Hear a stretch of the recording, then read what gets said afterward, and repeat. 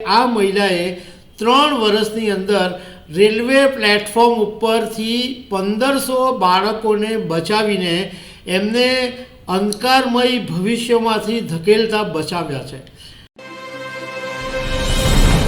ઉત્તર પ્રદેશના લખનૌની અંદર ચારબાગ સ્ટેશન ઉપર એક આરપીએફ મહિલા પીઆઈ કામ કરે છે અને સરકારે એમને રેલવેની અંદર જે સૌથી મોટું એક સન્માન કહેવામાં આવે છે એ સન્માન એમને આપ્યું છે। એ સન્માન એમને એનાયત કરવામાં આવ્યું અને આ સન્માન એમને શું કામ આપવામાં આવ્યું એ પણ જાણવા જેવું છે કે આ મહિલાએ 3 વર્ષની અંદર રેલવે પ્લેટફોર્મ ઉપરથી 1500 બાળકોને બચાવીને એમને અંધકારમય ભવિષ્યમાંથી ધકેલતા બચાવ્યા છે।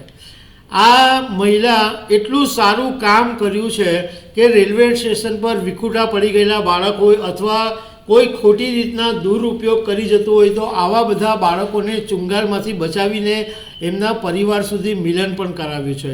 તો એનું આ મહિલાને સન્માન મળ્યું છે। તો આના વિશે હું વાત કરીશ। મારું નામ રાજેશ શાહ છે અને તમે જોઈ રહ્યા છો ગુજરાતના સૌથી મોટા ડિજિટલ પ્લેટફોર્મ ખબર છે.com।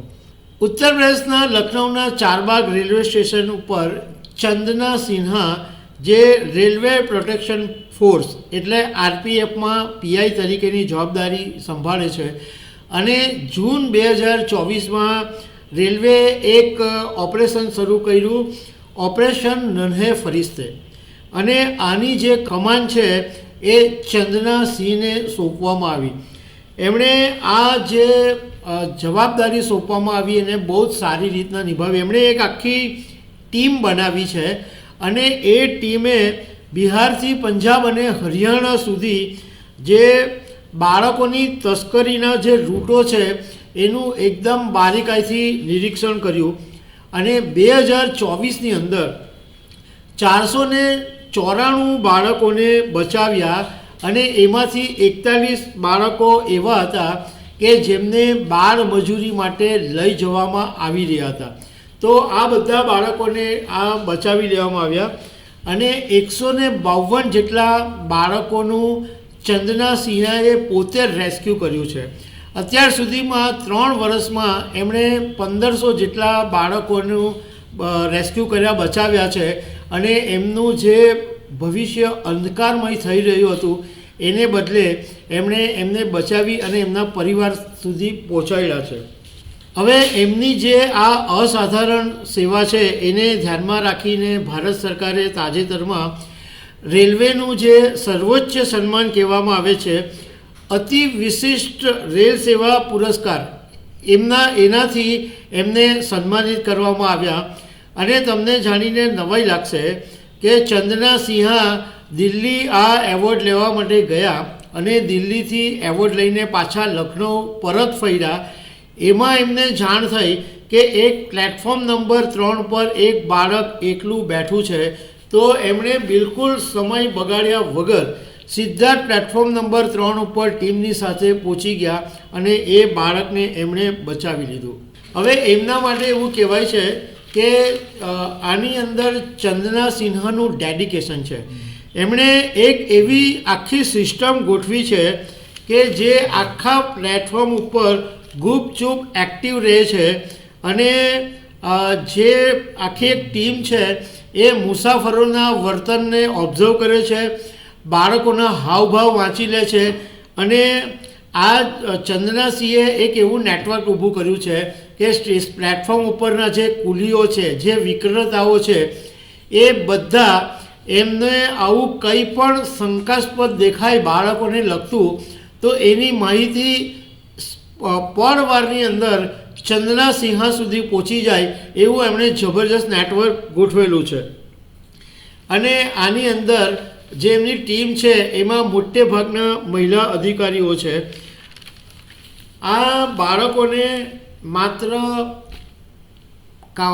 રેસ્ક્યુ કરવામાં નથી આવતા, એમને કાઉન્સેલિંગ પણ કરવામાં આવે છે કારણ કે ઘણા બધા એવા કિસ્સાઓ પણ સામે આવે છે। ચંદના સિંહે મીડિયા સાથેની વાતમાં કીધું કે કેટલીક છોકરીઓ નાની ઉંમરમાં ઘરેથી ભાગી જાય અને પછી અમે એને પકડીએ તો એ ઘરે જવાની ના પાડે અને જીદે ચડે. કેટલાક કિસ્સાઓની અંદર ઘરેથી ઝઘડીને ભાગી ગયા હોય એવા બાળકો પણ મળી જાય, પણ પરિવારો બધા વિના ડરથી કોઈ ફરિયાદ નથી કરતા. તો આ બધી એટલી બધી પડોજણો આવે પણ એમને શાંતિથી ઉકેલવી પડે, બાળકોની સાથે બહુ જ પ્રેમથી વાત કરવી પડે, એમનું કલાકો સુધી કાઉન્સેલિંગ કરવું પડે. અને આ બધી ટીમને પણ ટ્રેનિંગ આપવામાં આવેલી છે. એટલે બાળકો દેખાય તો એની સાથે બહુ જ સમજદારીપૂર્વક વાત કરવામાં આવે છે. આ ચન્ના સિંહા છે એ 41 વર્ષના છે અને મૂળ છત્તીસગઢના વિલાસપુરના રહેવાસી છે. એમણે એક મીડિયા સાથેના ઇન્ટરવ્યૂમાં એવું કીધું કે જ્યારે ટીવીની પર એક સિરિયલ આવતી હતી ઉડાન, જે આઈપીએસ અધિકારી કલ્યાણી સિંહ પર બનાવવામાં આવેલી હતી, એ ઉડાન સિરિયલથી હું પ્રભાવિત થઈ હતી અને ત્યારે જ મેં ખાખી વર્દી પહેરવાનું નક્કી કરેલું હતું. અને 2010માં આ ચંદ્રના સિંહા આરપીએફમાં જોડાયા હતા. રેલવેના અધિકારીઓનું કહેવું એમ છે કે આરપીએફનું મૂળ કામ રેલવે સંપત્તિનું રક્ષણ કરવાનું છે, પરંતુ આ મિશન જ્યારથી શરૂ થયું છે ત્યારથી ચંદ્રના સિંહા એની અંદર એક પોતાનું મિશન હોય એવી રીતના કામ કરી રહ્યા છે. એટલું બધું એમનું ડેડિકેશન છે અને એ ખરેખર સન્માન મેળવવાને હકદાર હતા એવું અધિકારીઓનું કહેવું છે. તો દર્શક મિત્રો, આવી અનેક વાતો સાથે અમે તમને મળતા રહીશું. Thank you very much.